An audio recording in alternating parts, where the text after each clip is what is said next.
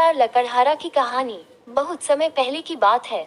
एक गांव में एक गरीब लकड़हारा अपने परिवार के साथ रहता था। वो रोज सुबह गांव के समीप स्थित जंगल में जाकर लकड़ियां काटता और उसे बाजार में बेचकर पैसे कमाता था। इस तरह उसकी और उसके परिवार की गुजर बसर चल रही थी।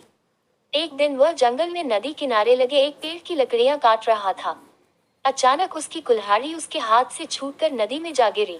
नदी गहरी थी, जिसमें उतरकर कुल्हाड़ी निकाल पाना लकड़हारे के लिए संभव नहीं था। लकड़हारे के पास एक ही कुल्हाड़ी थी। उस कुल्हाड़ी के नदी में गिर जाने से वो परेशान हो गया। वो सोचने लगा कि अब वह अपनी जीविका कैसा चलाएगा। उसके पास जीविका चलाने का कोई और साधन नहीं था।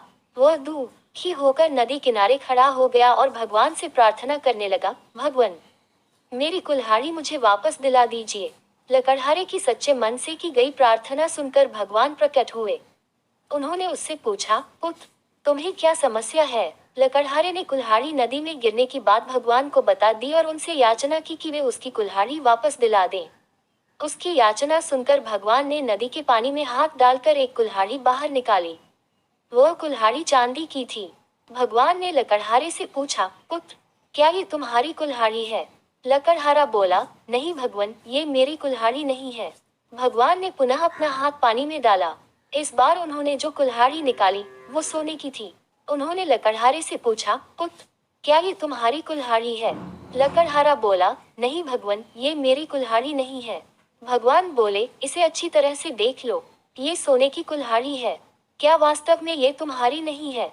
नहीं भगवान, लकड़हारा बोला, सोने की इस कुल्हाड़ी से लकड़ियां नहीं कटती। ये मेरे किसी काम की नहीं है। मेरी कुल्हाड़ी तो लोहे की है।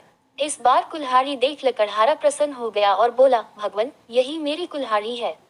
आपका बहुत बहुत धन्यवाद। भगवान लकड़हारे की ईमानदारी देख बहुत प्रसन्न हुए और बोले, पुत्र, मैं तुम्हारी ईमानदारी से बहुत अत्यंत प्रसन्न हूँ, इसलिए तुम्हें लोहे की कुल्हाड़ी के साथ साथ सोने और चांदी की कुल्हाड़ी भी देता हूँ। ये कहकर भगवान अंतर्ध्यान हो गए। लकड़हारा अपनी ईमानदारी के कारण पुरस्कृत हुआ। सीख, सदा ईमानदार रहें। ईमानदारी सदा सराही जाती है।